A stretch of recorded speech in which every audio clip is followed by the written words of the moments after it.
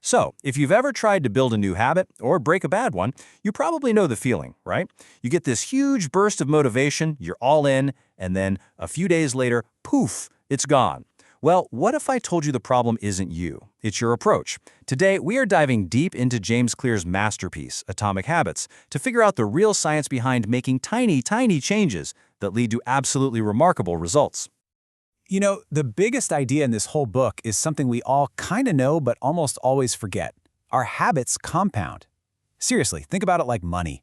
A single good decision, that's like putting a penny in the bank. A single bad one, a tiny bit of debt. By themselves, they're nothing. Totally meaningless. But over time, that interest, whether it's good or bad, it adds up. It either becomes a fortune or a burden that just crushes you. That right there is the power of getting just 1% better. But to really truly get this philosophy, you have to know where it came from. Because this isn't some theory cooked up in a lab somewhere. Nope. It was forged in the fire of a personal crisis, so devastating it almost cost the author, James Clear, absolutely everything. Okay, so picture this. James Clear is a super promising high school baseball player. He's on the fast track, living the dream. And then, in one split second, his entire world just comes to a screeching halt. A teammate's bat slips, it flies through the air, and it hits him square in the face. The impact was, well, it was catastrophic. He was airlifted to the hospital, and the list of injuries was just horrifying. We're talking seizures, a completely shattered nose, and get this. At one point, the pressure from him just trying to blow his nose literally pushed his eyeball out of its socket. It's insane. His recovery wasn't going to be measured in days or weeks. It was going to take years. So after months and months of painful rehab, he finally makes it back to the field, only to face this soul-crushing humiliation. He was the only junior cut from the varsity baseball team. His dream, the thing that was the very core of his identity back then, it was just shattered.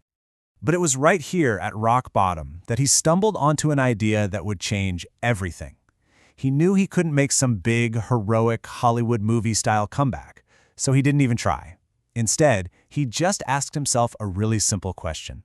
Can I get just 1% better today? And that, my friends, is the heart of an atomic habit. Now, the word atomic is perfect because it means two things, right? First, it's tiny, like an atom, but it's also the source of immense, unbelievable power. It's just a small, easy routine that becomes a building block for this much larger system of growth. And look, this isn't just some personal self-help idea. It has completely transformed giant organizations.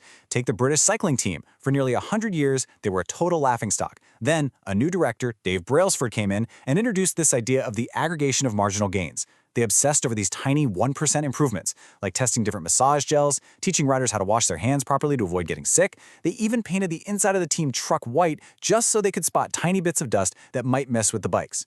And the result? They absolutely dominated the sport. It wasn't even close. Okay, now here's where the math is just going to blow your mind.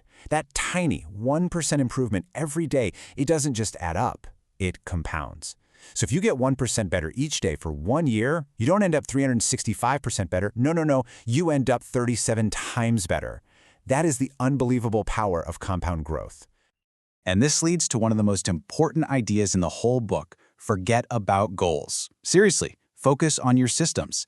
See, a goal is a target, it's the finish line. A system is the process that you follow every single day. And here's the kicker. Winners and losers often have the exact same goals. The only thing that separates them is a better system. It's kind of like an ice cube in a freezing room. You start slowly raising the temperature. 28 degrees, nothing happens. 29, still nothing. 30, 31. You're still just looking at a block of ice. It feels like you're making zero progress. But then you hit 32 degrees, and that single 1-degree shift triggers this massive transformation. All that earlier work, it wasn't wasted. It was just storing up potential. And that's exactly what your tiny habits are doing every single day.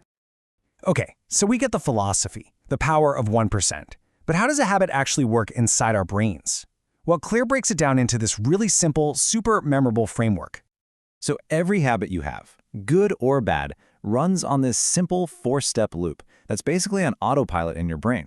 First, there's a cue, which is just a trigger. That leads to a craving, which is the motivation or the desire. That craving drives the response, which is the actual habit. And finally, you get a reward. And that reward tells your brain, hey, remember this, let's do it again. So it's cue, craving, response, reward, over and over. Just think about your phone for a second. It buzzes. That's the cue. You immediately feel that little itch, that need to know what the message is. That's the craving. So you grab your phone. That's the response. And then you satisfy that curiosity. That's the reward. This whole loop can happen in less than a second, and it's running hundreds of times a day, shaping your entire life without you even noticing. So if that four-step loop is the engine that drives all of our habits, then what he calls the 4 laws of behavior change, well, that's the user manual. This gives us a crystal clear playbook for building good habits and, just as important, for breaking bad ones. And this is where things get super practical. The framework is it's beautiful. For each of those 4 steps in the habit loop, there is a law.